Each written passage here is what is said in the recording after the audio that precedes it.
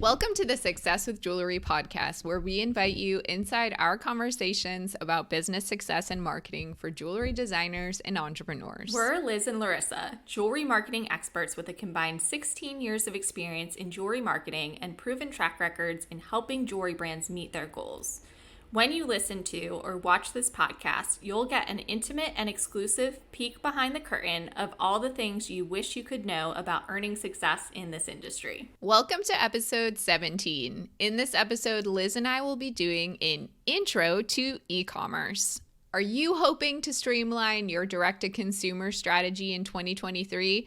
Then you'll definitely want to make sure your e-commerce storefront is working for you. The next few episodes will be all about e-commerce for jewelry brands, and this one will serve as a foundation for all that content ahead. We're here to help you optimize your e-commerce store, and we'll be talking about what's different about selling your products online versus in person, what are the e-commerce platforms available, and what are our honest opinions on them, and what are the must-have elements of an effective e-commerce shop. We also want to tell you about our insider community. When you join for only $20 a month, you'll have access to extended episodes full of tips that you can start implementing today and further resources about each topic that we cover. To get access to this content, you can sign up by visiting successwithjewelry.com. All right, Liz, let's get into it. I know we're super passionate about this topic, so we're going to have a lot to say about it. We have so much to say about e-commerce. So I think we should kick this off by talking about getting back to the basics. What's the difference between selling in person, whether it's in a store, at an event, one-on-one, versus selling online? When you walk into a store, you have somebody who is there to talk you through the collections, to show you the products. You can try it on. You have a person there to ask questions to. And with your e-commerce shop, it needs to do all of that work. You need to essentially make an experience that feels like somebody walking into your store, and that's not easy to do. Yes, I think there is a misconception that e-commerce is easy, and once you set up your shop, you'll automatically get success. And unfortunately, I feel like Shopify and Squarespace ads kind of like put that idea in a lot of people's heads, but actually it's really challenging, and there are a lot of things that you have to make up for that you would get in the in-store or in-person experience that are not so easy to achieve online in a digital setting. Yes, you have to tell your story, be really compelling, and also just have all of the information there. Make sure it's really easy for someone to be able to contact you. There's a lot of different things to be thinking about with your website. And also kind of being able to capture the information too of the people who visit by getting them to sign up for email marketing, because you know, in a store, I guess someone could just walk in and walk out, but usually there's some kind of interaction or conversation. It's so much more anonymous on an e-commerce site. So you want to like be able to not only attract people to your store, but get them coming back again and again, because with higher priced items, it might take a few times for someone to like make that purchase. So that is a challenge as well. And something that you really want to invest in if you are pursuing e-commerce is photos and videos, and investing in that content. You want people to see the jewelry on your website and feel like they saw it in person. So it's really kind of bridging this gap between the online and the offline. So, you know, investing in photography, adding videos if you're able to add videos, having several photos that showcase a product on a product page. All of this is really important. Also on the body shots. That doesn't mean you necessarily have to do like a full scale model campaign, but having photos and videos that show the jewelry being worn will help somebody feel really confident about purchasing a piece. Absolutely. And in addition to all those visuals, the photos and videos, having clear and compelling and detailed product descriptions to tell the story of the products. Also the technical stuff, the specs. What is the gold or the metal? What are the stones? Lengths, sizes, things like that. These are all things people really need to know in order to feel confident about making a purchase. And it could take a lot of time and effort to really get that set up in an e-commerce shop, especially if you have like a larger inventory rather than just a few products. And you really want to make sure your website overall is embodying your brand. So it looks and feels like how you want your brand to look and feel.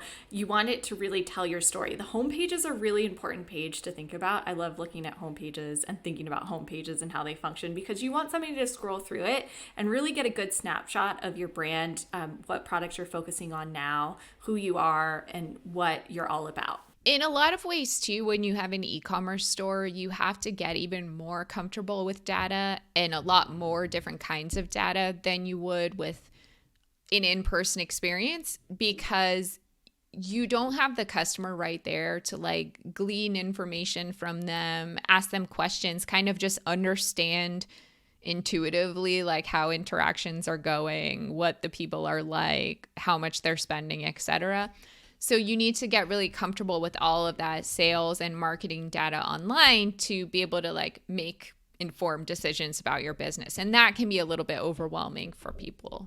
Definitely. I think that we need a whole episode about analytics and reporting. So let's talk about the platforms. There are 3 that are most commonly used for e-commerce. Those are Shopify, Wix, and Squarespace. And we're going to talk about our honest opinions and recommendations on them. So Liz, what do you think? The first thing I'll say, and I have a really strong opinion about this because I get designers coming to me frequently and they're like, oh my gosh, I have my whole website set up. I feel really good about it, but somebody told me I need to be on Shopify. And Shopify is a great platform. So if you are looking to start a website now and you have a product-based business and you're pursuing e-commerce, Shopify is a great option and we would probably recommend that. But it doesn't mean that your website needs to be fully switched to Shopify for you to find success in this industry, because Shopify really is great for high volume product. And if you're a small artisan brand and you're just getting started, the website and platform you've set up on now is probably really great and you don't need to jump and make a big switch. So true. There's no magic bullet when it comes to e-commerce. I think, just as you mentioned, a lot of people believe, oh, switching to Shopify, that's automatically going to get me the sales that I've been looking for. No, it might make managing your store and your inventory easier. It might help you with marketing integrations a little better than some of these other platforms, but it most likely will not impact your revenue. So that's really important to know. And Shopify is talked about in such high regards because they are really forward thinking in the products they work really well with making it really easy for you to sell your product. And it's just a platform that's really out to help you have the best e-commerce experience possible. So they're the most forward-thinking platform, and that's why everybody's always talking about Shopify. But I do like Wix. I have Wix. I use it for my website. I find it really easy to make changes myself without having to go to my web designer every single time. So Wix is a good platform. Yes. And I think whether you are starting from scratch or you're kind of like assessing your current e-commerce situation, really think about the goals and what you want to get out of the website. For some designers, if they sell really high-priced products that are going to require a more one-on-one interaction, maybe like a Zoom consult or an in-person consult, maybe the website is not the place where people check out or like do the payment. So the website serves as more of a portfolio. If you sell lower price things that people literally can just like buy all day long, then you probably want a platform like Shopify that has all these tools to help you with conversions and like optimizing that part of the e-commerce experience. So you need to think about what you want to get out of it. Yes, that's so important. Whenever you pursue anything in marketing, you should really understand your goals first. So if you really are maybe not selling your product on your website and you just want to really create content there and share your story and have it kind of a portfolio, you might think about Squarespace or one we didn't mention, WordPress, for the blogging capabilities. So what are some must-have elements of an effective e-commerce shop. What do you think, Liz? First off is a really detailed product page. And I mentioned before, I love a homepage. I love talking about a homepage and making sure the homepage really tells your brand story. But one of the most crucial pages that you need to think about that maybe is often overlooked is your product page, because this is where somebody is adding something to their cart and deciding they want to purchase it. So you want to make sure your pricing is clear, you have product descriptions that tell the whole story, including the dimensions and any information that you would need to know about this product. Lots of photos and videos that show the piece from many angles, show it being worn, and really clear shipping and return policies if that's something you're able to add, just so people understand that before they add something to their cart. Because all of these things really build that trust. They make someone feel really confident about adding this to their cart and purchasing it. Also, you need a clear about page. Of course, you need somewhere to tell the brand story. Whether people read every word or not, they're going to want to know, who is the person or the people behind this brand? Can I trust them? Do I identify with their values? Do I feel inspired by the story? Do I connect with it? So you need to make sure that you're sharing that, and probably with some photos and or videos as well, to kind of really bring it to life in like a multimedia kind of way. I think something that's so important for an about page now too is your values. So maybe you use Fair Mind Gold, or maybe you're conscious about sustainability, or you support these specific causes that are really important to your brand. Sharing that on your about page, I think, is really important in 2022 going into 2023. One thing I get really riled up about is the website navigation, which is basically the main menu, but it could also be other menus like the footer, which is on the bottom of your website. So I think a common mistake that jewelry business owners make is they put too much information in the main menu instead of focusing it on the shopping experience and on really assuming the person using your website knows nothing about you. So how would you welcome them into your store and kind of invite them to shop? So using merchandising categories that are intuitive and make sense, whether it's like shop by category, shop by metal type, shop by price point, shop by color, gemstone, whatever makes sense to you and to your customer. It needs to be really intuitive. And again, assuming this person knows nothing about your brand, how are you going to welcome them and make this an easy and fun experience? And also really making sure that what you're merchandising on your homepage is what you're focused on selling. It's in alignment with your goals and what collection you're focused on right now, and what you're sharing on social media and in your email marketing. Also, something I love is fun little product categories or curated ways to shop, like dainty jewels or statement rings or whatever that kind of story you want to tell is. I think that's a really fun way to update your website and your homepage frequently. Yes, it could be seasonally, it could be focused on gifting holidays, it could be birthstones. There's so many different ways that you can go about this, and you can and should get creative with it.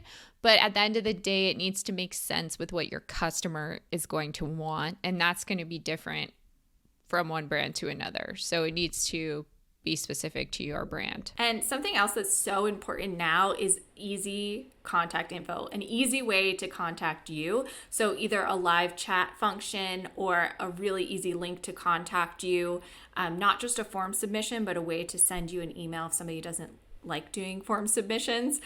Make sure it's really easy for somebody to get in touch with you. And I think having an easy contact on product pages as well, when somebody's interested in a specific piece, having a really easy way to get in touch is important. Yes, and the social proof. So what I mean by that is like customer reviews and testimonials. If you don't have reviews for every product, or like those star reviews like on Amazon that we all know, that's totally fine. Reach out directly to like some of your better customers and get testimonials from them. And then you can be really creative in how you share and display those. So maybe you paste it into a product description, just in general, like about your brand in your store, or you feature them on your homepage in like a rotating carousel of like testimonials, or maybe you have just a testimonial page on your website. But regardless, You need to, like, people will feel more trusting if they know, oh, other people have purchased this jewelry before. So it's just another boost of confidence for the customer to see those. And then the last thing we want to mention is really having clear visual branding, including your colors and fonts. So making sure that your brand comes through when somebody comes to your website, that it feels like your brand.